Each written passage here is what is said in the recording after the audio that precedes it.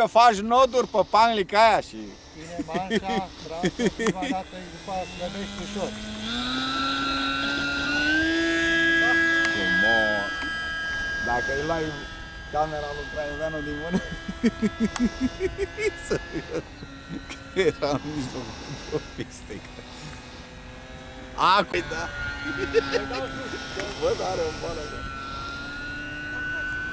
E frumos, da?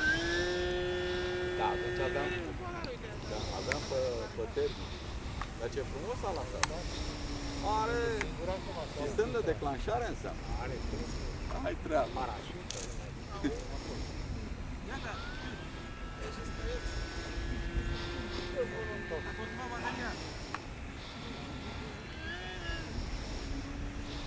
Bă, el nu se vede acum de umbră, știi?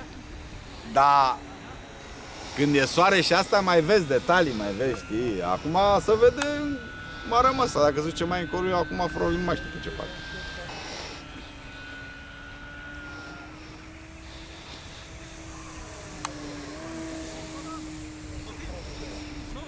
Bă, dați-vă după pistă, mă. Că poate mai bine, uite, un băiat la aterizare, mai facem ceva pe aici.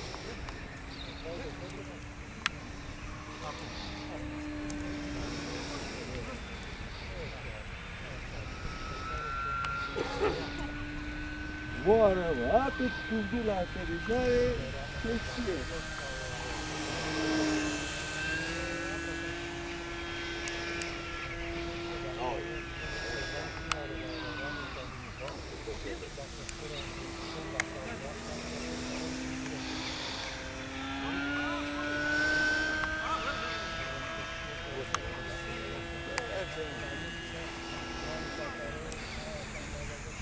Hai la ce?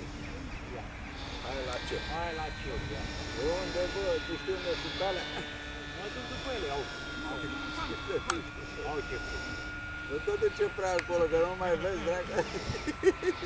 Hai și repede, le ajung? Le ajung, da.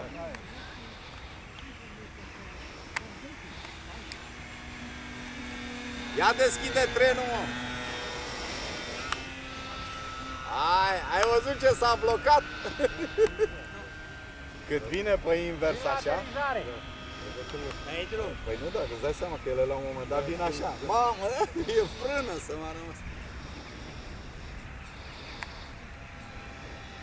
Dar e vitezoman, bă! Mai fă o cursă. Trebuie să vii mai jos.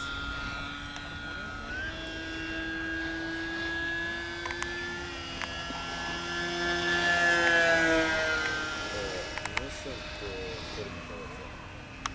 E firmă de electro. Dacă era de oțel, nu s-a. Eu i-am zis, pune-mă firmă de oțel.